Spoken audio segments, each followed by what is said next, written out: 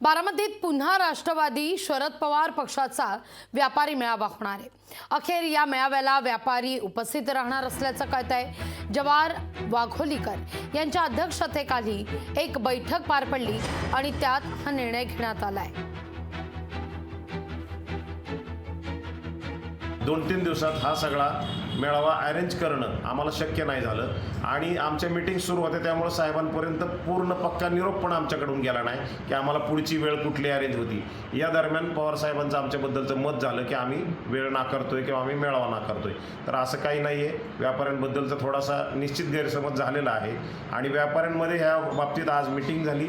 आजच्या मीटिंगमध्ये ठामपणे ठरलेलं आहे की पवार साहेबांच्या विचार ऐकण्यासाठी आमचा मेळावा होणार आहे आणि त्या मेळाव्याची तारीख आम्ही 1-2 दिवसात पवार साहेबांशी समक्ष भेटू आणि 8 ते 10 दिवसाची वेळ मागून घेऊन त्या बाबतीत आम्ही 100% पॉझिटिव्ह आहोत आणि हा मेळावा होईल। हे सगळे व्यापारी एक आहेत। आम्ही कोणीही काही असं पत्र वगैरे काही दिलेलं नाही आहे, फक्त वेळेचं नियोजन फिक्स झालेलं नाही, त्याच्यामुळं हा विषय झाला। तर लवकरात लवकर आम्ही सर्व व्यापाऱ्यांनी मीटिंग घेतलेली आहे आज आणि लवकरच नवीन तारीख ही फिक्स होईल।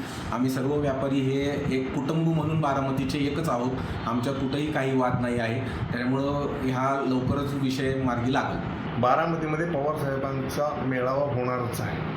जो मेळावा रद्द झाला असता तर ते थोडंसं चुकीचं आलं। मेळावा रद्द झालेला नाही, फक्त मेळावा पुढे ढकलला गेलेला आहे, का तर वेळेअभावी सर्वांपर्यंत पोहोचता येणार नाही आणि तशी उपस्थिती नाही राहिली तर ते बरोबर होणार नाही, म्हणून फक्त तो पुढे ढकलला गेलेला आहे। साहेबांची वेळ घेऊन तारीख घेऊन नंतर ज्यावेळेस 8-10 दिवसाच्या मध्ये आम्हाला गॅप मिळेल त्याच्यामध्ये आम्ही पूर्ण तयारी करून पूर्ण मेळावा घेणार आहे।